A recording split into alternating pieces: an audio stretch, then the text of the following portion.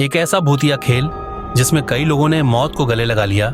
एक शहर के कोने में एक भूतिया घर था। उसकी दहशत की खबर से सभी शहरवासी परिचित थे। उस घर के आसपास कई एकड़ जमीनों तक कोई घर नहीं बना था। दरअसल उस घर के आसपास कोई रहना ही नहीं चाहता था। एक बार एक टेलीविजन सीरियल डायरेक्टर उसी भूतिया घर में एक लाइव रिकॉर्डिंग सीरियल शूट करने का मन बनाता है, जिसका नाम वह मौत का खेल रखता है। इस खेल में चुने हुए प्रतिभागियों को भूतिया घर के अंदर पूरी रात गुजारनी होगी और इस दौरान हर कमरे में कैमरे लगे होंगे जो इनके डर भरे पलों को रिकॉर्ड करेंगे और अंत में जो प्रतिभागी बिना डरे पूरी रात गुजार लेगा उसे 1 करोड़ की इनामी राशि दी जाएगी। सीरियल डायरेक्टर मौत का खेल की घोषणा सारे शहर में कर देते हैं, लेकिन उन्हें प्रशासन का एक नोटिस आता है कि आपको उस घर में शूटिंग करने की इजाजत नहीं मिल सकती। वह घर खतरे के दायरे में आता है। सीरियल डायरेक्टर बहुत नामी हस्ती था, इसलिए वह निजी तौर पर प्रतिभागियों की जिंदगी की सुरक्षा की गारंटी ले लेता है और कुछ शर्तों को लागू करने के बाद प्रशासन से उस भूतिया घर में सीरियल रिकॉर्ड करने की मंजूरी मिल जाती है, जिसके लिए उसे 2 गुने पैसे खर्च करने पड़ते हैं। प्रशासन की परमिशन मिलते ही पूरे शहर में मौत का खेल के पोस्टर चिपक जाते हैं। मौत का खेल शहर में होने वाला था, लेकिन लोगों में उत्साह से ज्यादा दहशत भरी हुई थी। पूरे शहर को यकीन था कि इस प्रोग्राम में हिस्सा लेने वाले लोग जिंदा नहीं बचेंगे, लेकिन ये दुनिया तरह तरह के इंसानों से भरी है। उस प्रोग्राम में इनाम की लालच में कुछ लोग हिस्सा लेने पहुंचते हैं। सभी प्रतिभागियों को उनके नंबर दिए जाते हैं और साथ ही उनके हाथ में एक इलेक्ट्रिक ब्रेसलेट बांधा जाता है। यदि उन्हें डर लगे तो वह उसमें लगी बटनों को दबाकर इस प्रोग्राम से बाहर आ सकते हैं। प्रतिभागियों में 12 लड़के और 3 लड़कियां होती हैं। दिन के समय ही बिल्डिंग के कमरों में कैमरे लगा दिए गए थे, क्योंकि रात को भूतिया आत्माएं उस बिल्डिंग के कमरों में दहशत का तांडव मचाती है और रात के समय अंदर जाने की हिम्मत बहुत कम लोग ही जुटा पाए थे।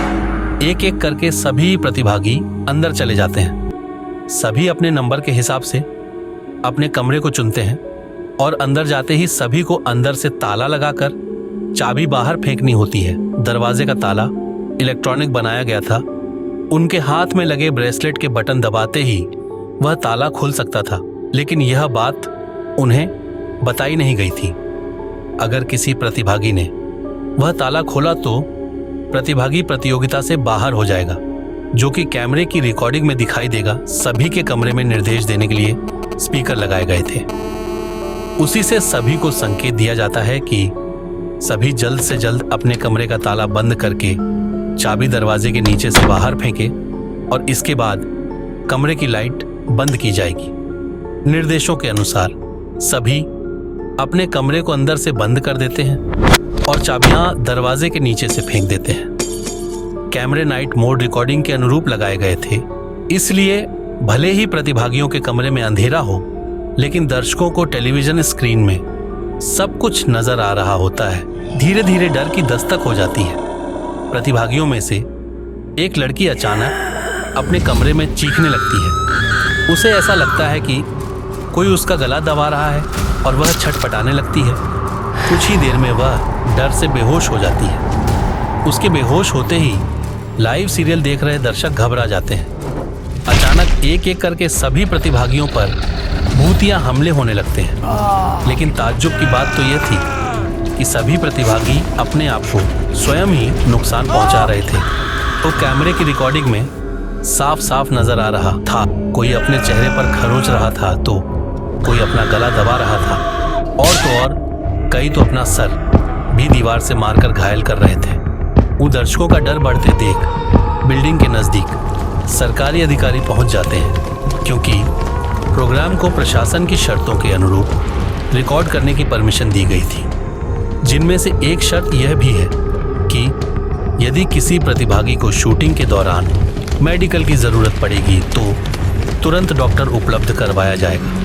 और जब सभी प्रतिभागियों को लाइव रिकॉर्डिंग में चोट लगने लगती है तो सभी प्रोग्राम को रोकने की आवाज़ उठाने लगते हैं। रातों रात प्रशासन पर दबाव बढ़ जाता है। दर्शकों में दहशत फैलते देख प्रोग्राम का प्रसारण रोकने के आदेश आ जाते हैं। तुरंत प्रोग्राम का टेलीकास्ट रुक जाता है और अब जद्दोजहद होने लगती है। सभी प्रतिभागियों को बचाने की फायर ब्रिगेड की गाड़ी बिल्डिंग के बाहर पहुंचती है, लेकिन रात के समय उस भूतिया बिल्डिंग के अंदर जाने की हिम्मत फायर फाइटर्स की भी नहीं होती।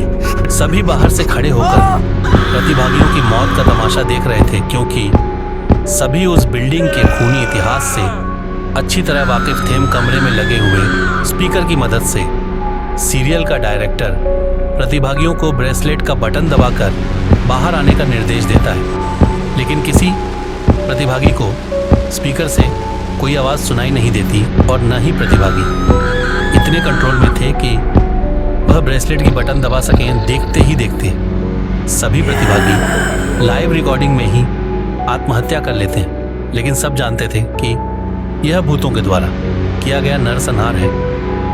सुबह होते ही सबकी लाशें निकाली जाती हैं और सीरियल डायरेक्टर को भारी मुआवजे के साथ कई साल की जेल की सजा सुनाई जाती है और उस बिल्डिंग को हमेशा के लिए नो विजिट जोन घोषित कर दिया जाता है। और इसी के साथ यह कहानी समाप्त हो जाती है।